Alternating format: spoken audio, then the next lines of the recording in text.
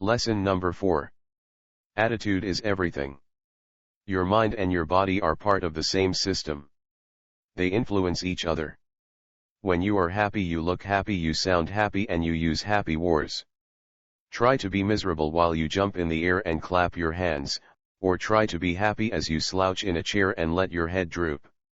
Your attitude controls your mind, and your mind delivers the body language. Attitudes set the quality and mood of your thoughts, your voice tone, your spoken words. Most importantly, they govern your facial and body language. Attitudes are like trays on which we serve ourselves up to other people. Once your mind is set into a particular attitude, you have very little ongoing conscious control over the signals your body sends out. Your body has a mind of its own, and it will play out the patterns of behavior associated with whatever attitude you find yourself experiencing. A really useful attitude. No matter what you do or where you live, the quality of your attitude determines the quality of your relationships, not to mention just about everything else in your life. I have been using the same bank branch for the last 8 years. From time to time, someone I've never heard of before sends me a letter, spelling my name wrong, to tell me what a pleasure it is to have me as a special customer. No matter how hard they try to improve their personalized service, however, banks are pretty much the same all over, and my bank is really no different from the rest. So why do I still bank there even though 2 new, competing banks have recently opened much closer to where I live? Convenience? Obviously not. Better rates? Nope. More services? No. It's none of these things. It's Joanne, one of the tellers. What does Joanne offer that the institution can't? She makes me feel good. I believe she cares about me, and other customers feel the same way about her. You can tell by the way they talk with her. This charming lady brightens up the whole place. How does Joanne do it? Simple. She knows what she wants, to please the customers and do her job well. She has a really useful attitude, or, to be more precise, 2 fully congruent really useful attitudes. She is both cheery and interested, and everybody benefits, me the customer, her colleagues, her company, no doubt her family, and, above all, herself. What Joanne sends out with her really useful attitude comes back to her 1,000-fold and becomes a joyous, self-fulfilling reality. And it doesn't cost a cent. A really useless attitude.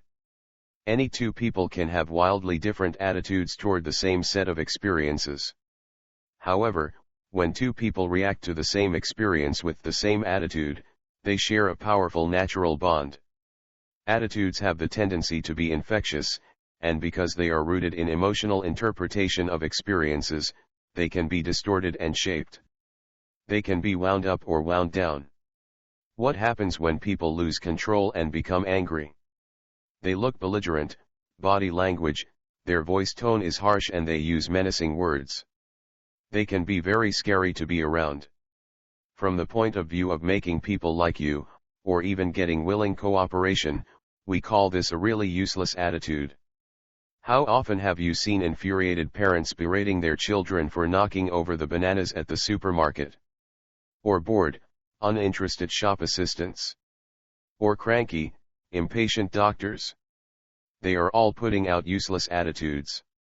How to make people like you? I'm not saying whether this is right or wrong. I'm just pointing out that from a communication standpoint it doesn't deliver the message very well.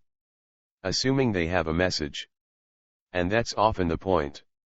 Useless attitudes tend to come from people who don't know what they really want from their communication. Remember, the K in KFC stands for know what you want. If you don't know what you want, there's no message to deliver and no basis for connecting with other people. Most people think in terms of what they don't want as opposed to what they do want, and their attitudes reflect this. I don't want my boss yelling at me anymore comes with a whole different attitude than, one want my boss's job or I want to be promoted. Similarly, I'm sick of selling neckties all day long sends a completely different attitude and set of signals to your imagination than does I want to run a charter fishing boat in Honey Harbor. Your imagination is the strongest force that you possess, stronger than willpower. Think about it. Your imagination projects sensory experiences in your mind through the language of pictures, sounds, feelings, smells and tastes. Your imagination distorts reality. It can work for you or against you. It can make you feel terrific or miserable. So the better the information you can feed into your imagination, the better it can organize your thinking and your attitudes and ultimately your life. It's your choice. The good news is that attitudes are yours to select. And if you're free to choose any one you please, why not choose a really useful attitude? Let's say you just flew into Miami International Airport and you missed your connection for Omaha. You simply have to get on the next flight at all costs, so you go up to the airline desk and shout at the representative. This is a really useless attitude. If what you want is to get the attendant's maximum help, the best thing you can do is to find a really useful attitude that will create rapport and get his cooperation. I'll probably regret saying this, but I've talked my way out of dozens of automobile-related tickets. I've also failed a few times, and not just for parking infractions. I'm absolutely convinced that if I'd started by telling the officer his radar was off, or by losing my temper and getting angry and telling him I'm the mayor's cousin and I'll never visit this town again, I'd be doomed from the start. If I want the officer to like me, to be understanding and not give me a ticket, then I have to assume a really useful attitude like I'm sorry or fair enough or my, what a fool I am or oh wow, yes, thanks. The last time I got stopped, the officer followed me into the village supermarket parking lot and pulled to a stop across the back of my car.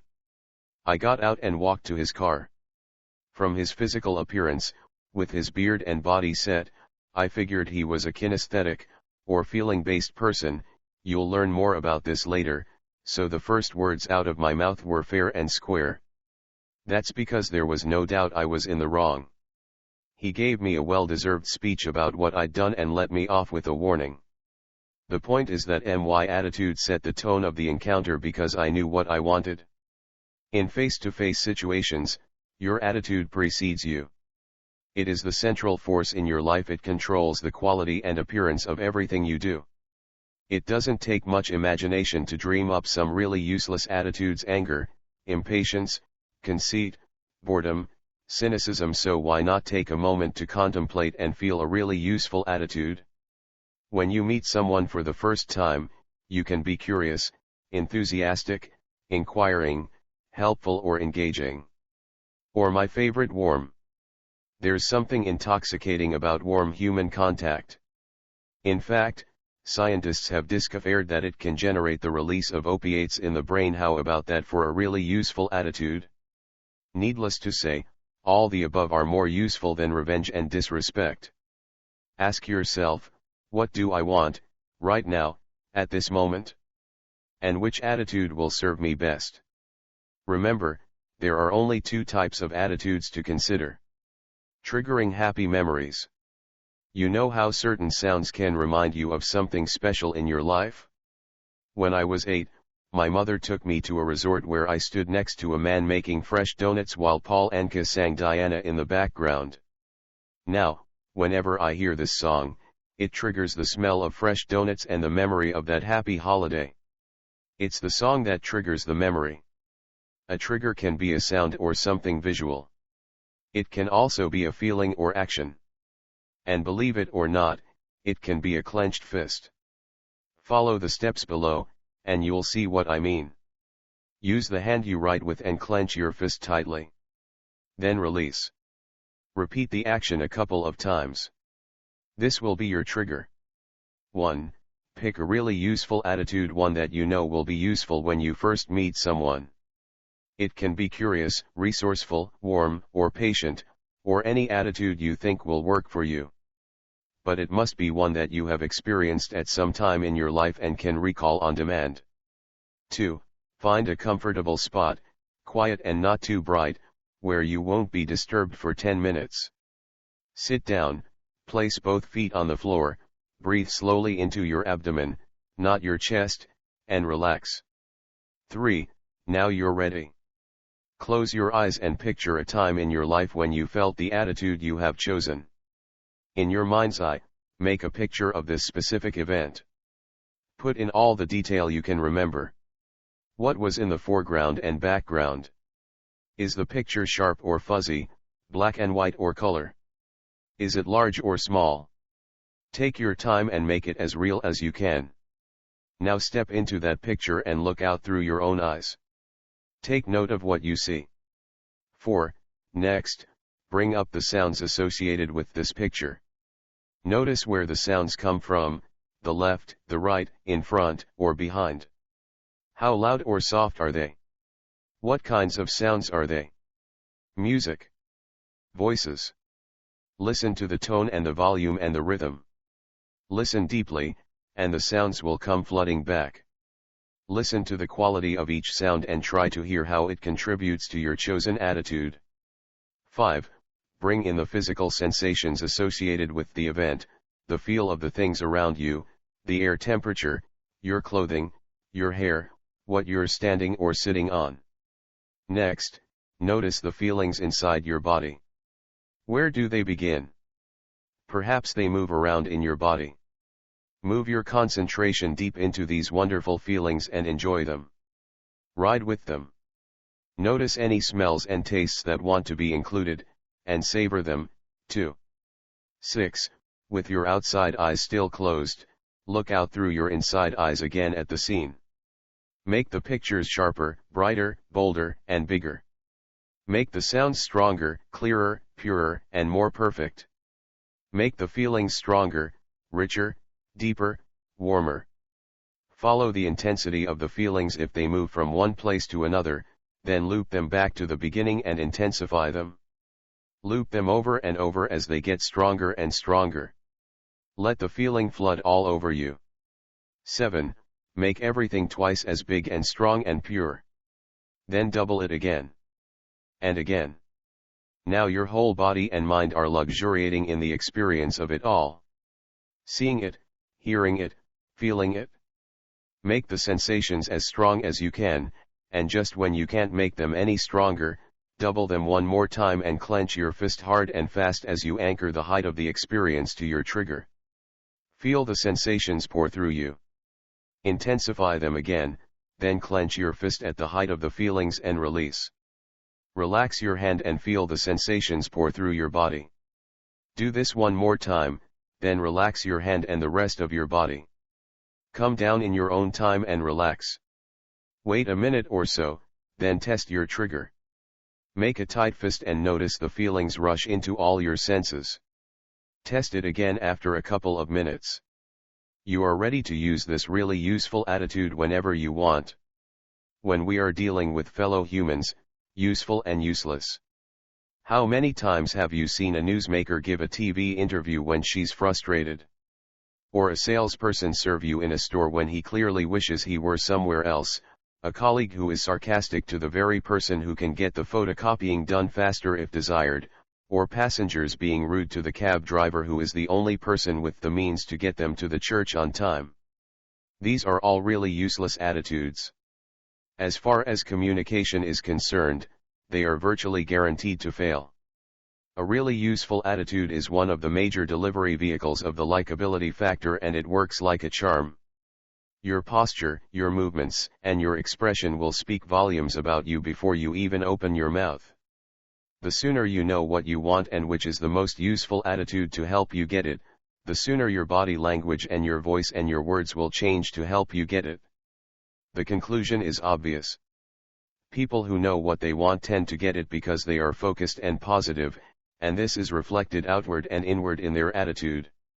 Take on a cheery attitude the next time you meet someone new and see how your whole being changes to the part. Your look will be cheery, you'll know how to make people like you. Sound cheery and you'll use cheery words. This is the full communication package. Other people make major adjustments in their responses to you based on the signals you transmit. The next chapter will take a detailed look at how these signals combine to present a positive image. Thank you for giving your valuable time for this video. We hope you learned something new today. Stay tuned for our next videos. Hey, don't forget to subscribe, like and share this video to your friends. And turn on bell notification, for our updates.